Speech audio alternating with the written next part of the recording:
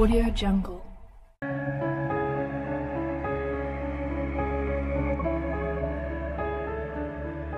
Assalamualaikum warahmatullahi wabarakatuh. Bismillah, alhamdulillah. Semoga Allah melimpahkan keberkahan kepada kalian semua. Kali ini saya akan menceritakan kisah pendekar cantik anak angkat Pangeran Cakrabuana Cirebon. Seperti apa kisahnya? Simak video ini sampai selesai dan jangan lupa like dan subscribe agar channel ini terus berkembang. Cirebon merupakan salah satu daerah yang banyak mengisahkan kisah heroik para pendekar perempuan dalam menyebarkan agama Islam. Berbagai kisah haru dan romantisme mewarnai kehidupan mereka.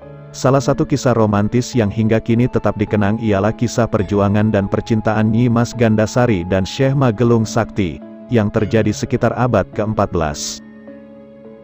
Pasangan tersebut memiliki pengaruh yang besar dalam menyebarkan ajaran agama Islam. Keduanya merupakan murid Sunan Gunung Jati yang mengabdikan dirinya untuk Cirebon. Meskipun keduanya bukanlah keturunan Cirebon, hingga akhir hayat berjuang menyebarkan ajaran agama Islam di Cirebon. Nyi Mas Gandasari merupakan anak angkat dari Mbah Kuwu alias Pangeran Cakrabuana, raja pertama di Cirebon.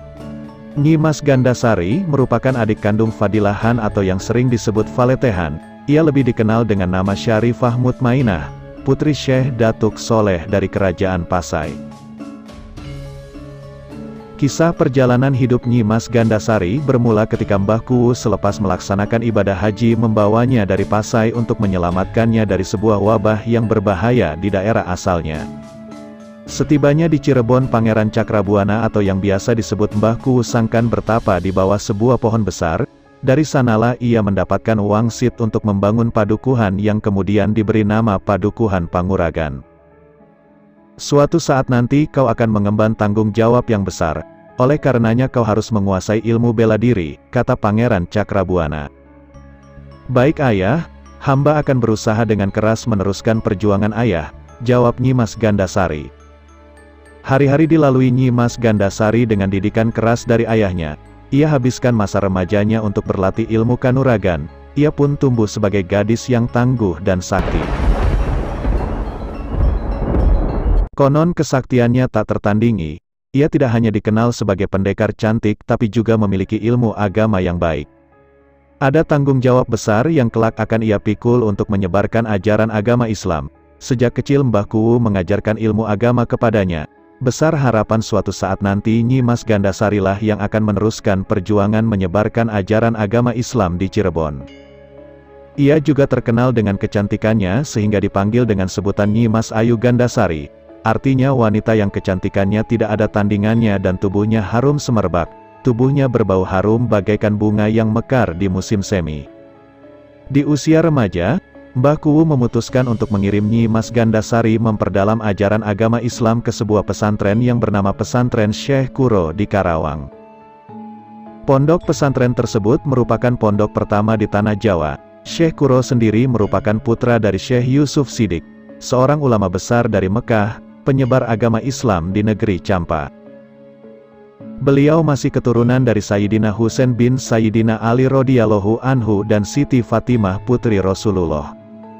Ulama besar ini bergelar Syekh Kurotulain dengan nama aslinya Syekh Mursyahadatillah atau Syekh Hasanuddin. Bersama Sunan Gunung Jati, beliau berjuang menyebarkan ajaran agama Islam. Setelah berguru kepada Syekh Kuro, Nyi Mas Gandasari pun berguru kepada Sunan Gunung Jati. Setelah bayat syahadat, ia belajar ilmu syariat, thorikot, hakikat, dan marifat. Selain itu, Nyi Mas Gandasari juga belajar ilmu bela diri dan kanuragan. Sunan Gunung Jati menaruh harapan besar kepadanya. Situasi saat ini kian memanas. Kerajaan Galuh kini merasa terusik dengan berdirinya Kesultanan Cirebon. Terlebih sejak dinyatakan oleh Pangeran Cakrabuana bahwa Cirebon adalah penerus resmi Pajajaran. Tidak lama kemudian terjadilah peperangan antara Kerajaan Galuh dan Kesultanan Cirebon. Konflik antara Raja Galuh dan Kesultanan Cirebon itu bermula dari keinginan Raja Galuh untuk menguasai wilayah Cirebon. Kesultanan Demak Bintara turut membantu Kesultanan Cirebon. Raja Demak Sultan Trenggana memimpin pasukan Kerajaan Demak Bintara namun sayang belum mampu menembus Kerajaan Galuh. Hingga pada suatu hari, Kesultanan Cirebon mendapat kabar tentang rencana penyerangan yang dilakukan Raja Galuh. Pada saat itu, Pangeran Cakraningrat yang memimpin penyerangan. Mendengar berita tersebut, Sunan Gunung Jati mengutus Nyi Mas Gandasari untuk mencari informasi tentang rencana tersebut. Nyi Mas Gandasari, pergilah ke Kerajaan Galuh. Selidiki kabar yang beredar saat ini. Perintah Sunan Gunung Jati, akan hamba laksanakan perintah guru. Jawab Nyi Mas Gandasari, aku percaya kau dapat mengatasinya. Lanjut Sunan Gunung Jati. Nyi Mas Gandasari mengemban misi telik sandi atau mata-mata. Bersama pasukannya ia menyusup ke Kerajaan Galuh. Begitu masuk pinggiran kota Kerajaan Galuh, Nyi Mas dan pasukan menyamar sebagai ronggeng keliling atau yang dikenal dengan istilah ronggeng Bugis. Nyi Mas Gandasari ditugaskan menggoda Prabu Cakraningrat untuk mengetahui kelemahannya.